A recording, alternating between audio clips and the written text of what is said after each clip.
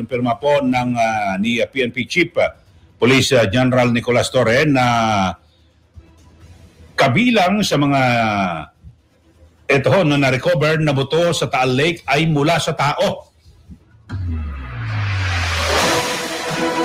At ayon po kay Torre, ilan sa mga butong na-recover mula sa paghahanap sa mga labi ng missing sa Bungero na umano'y inilibing sa Taal Lake ay mula sa tao. Gayunman, sinabi niyang may nakuha ring labi na mga hayop.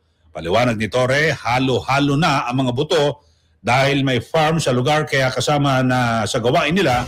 Sa ngayon, ang tukuyin kung alin sa mga ito ang buto ng tao at alin ang sa hayop. At ang buto nga ng tao na nakuha umano sa ilalim ng Taal Lake, ayon sa PNP, dagdag na detalye, umaabante sa balita si Abante reporter Edwin Balasa. Police Chief General Nicolas Torre III na mayroong mga nakuhang buto at iba pang buto na pinaniniwalaang mula sa hayop ang nakuha sa pagsisid ng mga divers sa Taal Lake sa patuloy na paghahanap sa mga labi ng missing sa Bungero. Ayon kay Torre, mayroon kasing farm sa lugar kaya halo-halo na mga makikita dyan.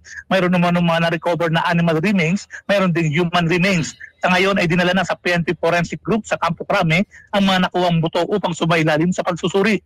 Samantala, ayon naman kay PNP spokesperson Brigadier General Jean Pajardo na aabot na sa 12 mga kamag-anak na missing sa Bungero ang nakuha na ng DNA sample. Sakaling magtugma ang gagawing cross-matching ay may tuturing itong isang malaking breakthrough sa kaso ng mga nawawalang sa Bungero.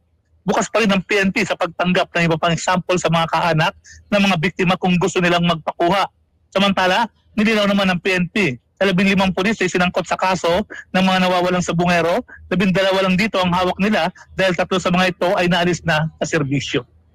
Ako si Edwin Balasa ng Abante Radio.